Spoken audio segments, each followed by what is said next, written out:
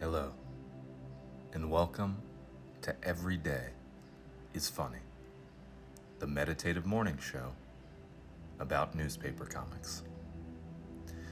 Wednesday, May 29th. Thanks for joining me.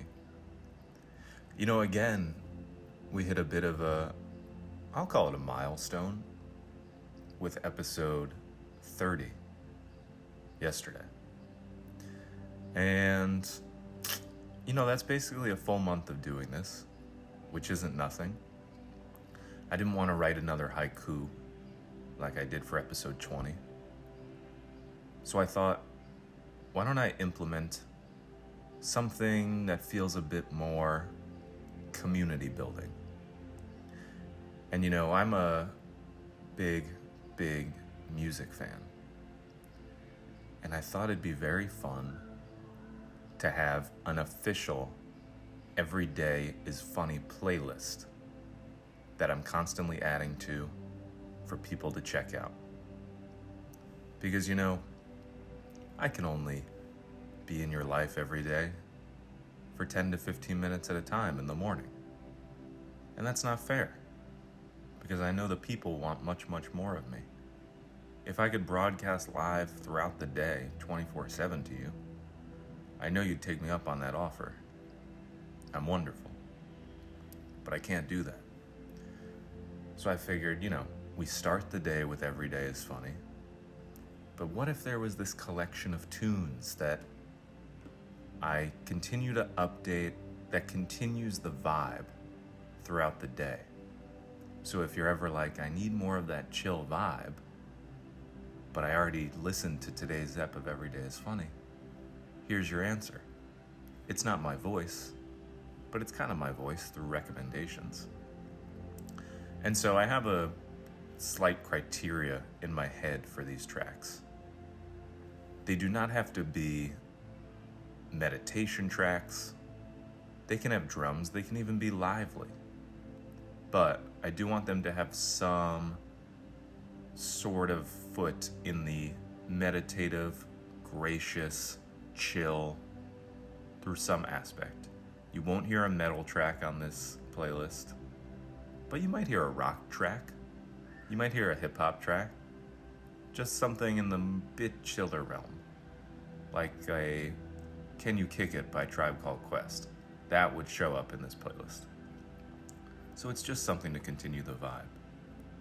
And I was thinking about what should be the first track to add. And I'm treating this, bit by bit, similar to the show itself. Maybe add a track every day, and then bit by bit it accumulates, and 30 days from now, you have a massive playlist of 30 songs with no signs of slowing down. So I was thinking about what to put as like the flagship starter track. And I don't know, this one artist just kept coming back to my head, who is Kurt Vile. Great artist, great musician, great dude. I've met him once.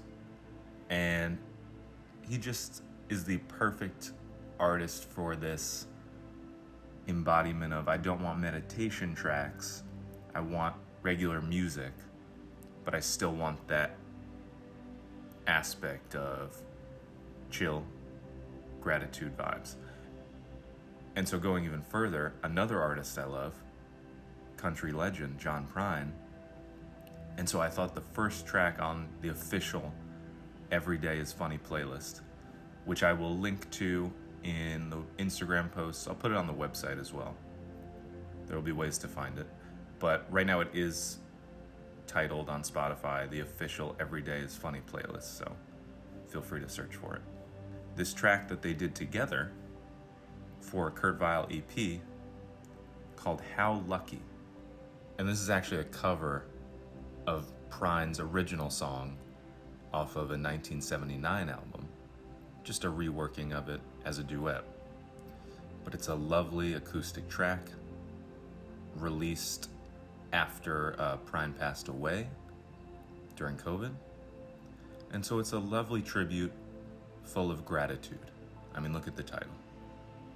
So in sound, in meaning, and lyrical content, it just feels like the perfect first track.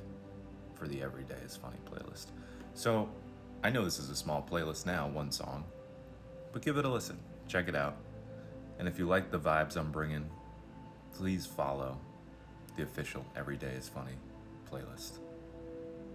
Alright, let's get to the comics. Figured we'd start off with some zits today. No real reason, just haven't gotten back to it in a while. Let's check it out.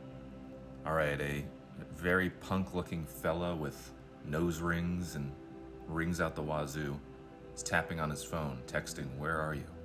This classic Zits character, who I do not know the name of, is in a grocery store. Typing back, "Grocery shopping for mom because she's sick." Then he looks at the cereal aisle and says, "Gotta go, need to focus." How old is he? He's at the supermarket shopping for his mom and he's still that tempted by breakfast cereals, sugary breakfast cereals? Also, in what world does a grocery store have that many cereals where they have a whole aisle dedicated to it? It's kind of like what I was getting at yesterday or 2 days ago with like just naming a sleep clinic.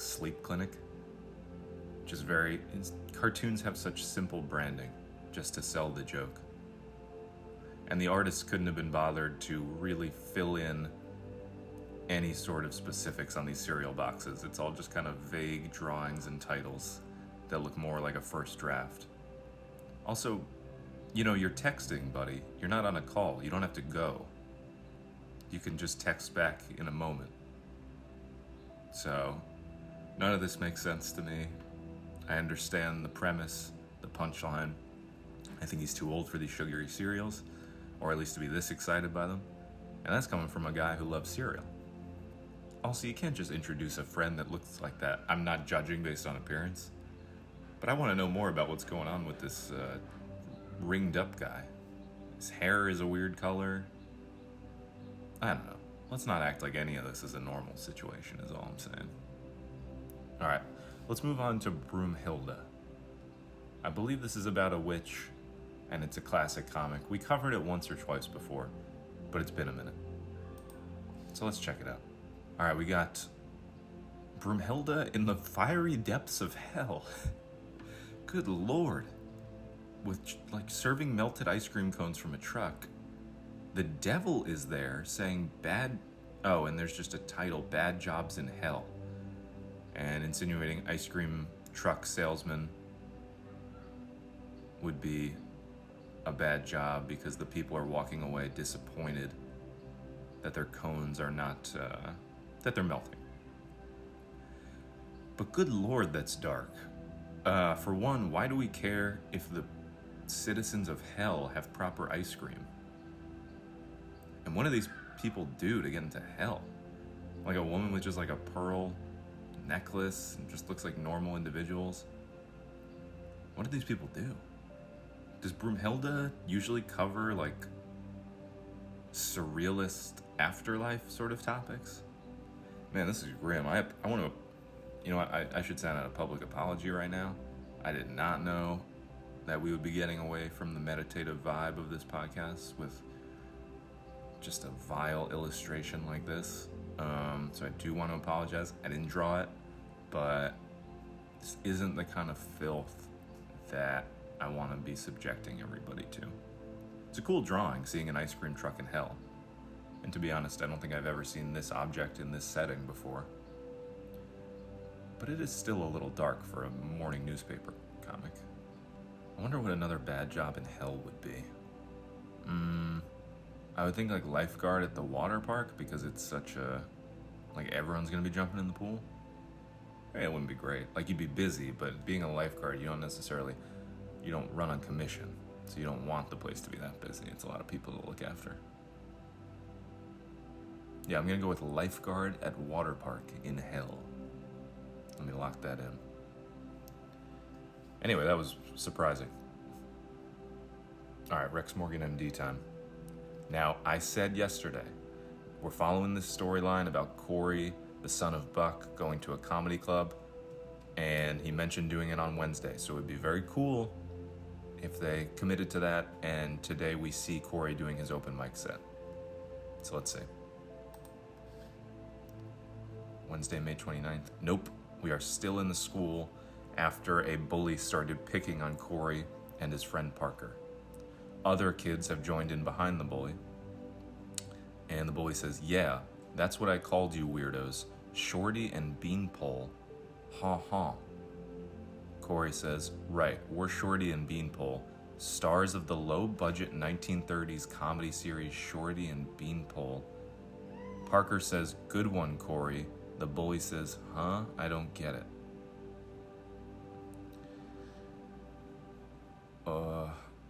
Corey, buddy. I feel like this is the most like true to form thing in the Rex Morgan universe in a while. Like this awkward kid responding to a bully with like a weird joke about 1930s comedy. Because it is pretty cringe. Corey, I don't think you should be getting up on stage if that's the kind of mentality you have. It's cool to see like this kid who's an old soul, and maybe like the adults reading this comic will respond to that. Like, I like this Corey boy. He has a good knowledge of past pop culture, but it's just very awkward to come back at a bully with a fake synopsis for a 1930s comedy show. And I don't know if Parker means it when he says "good one, Corey," or he's just being a supportive friend. But I do like that they included the bully's reaction of like, "I don't understand this." I wonder if tomorrow this is going to make the bully walk away or double down. I would guess double down. I don't think you hear that from the person you're picking on and being like, "Whoa, I shouldn't mess with this guy." I would think you'd be like, "All right, basically he's given me an invitation to just punch him in the face." He's basically saying, "Agreed, I am a loser." Poor Corey, I hope he survives this encounter. I don't think he's gonna die, but if he got beat up, that might stop him from going to the comedy club, and I do want to see that. So I don't hope this escalates to physical violence, but I don't think that was the best comeback. Let me think of what to comment. All right, pretty simply, I'm gonna say, this is one of those moments 30-year-old Corey will lay awake thinking about and cringing about his response decision. Because I do think this is one of those moments you look back and you're like, oof, I could have said, it's like that Seinfeld episode where George thinks of a comeback and then like has to go back and say it. That's kind of like this. I think 30-year-old Corey will like come up with the perfect comeback to this, but by this point, it's too late. Send. All right, time to wind down on this Wednesday, May 29th. Go check out the Everyday is Funny official playlist on Spotify, and have a great rest of your day.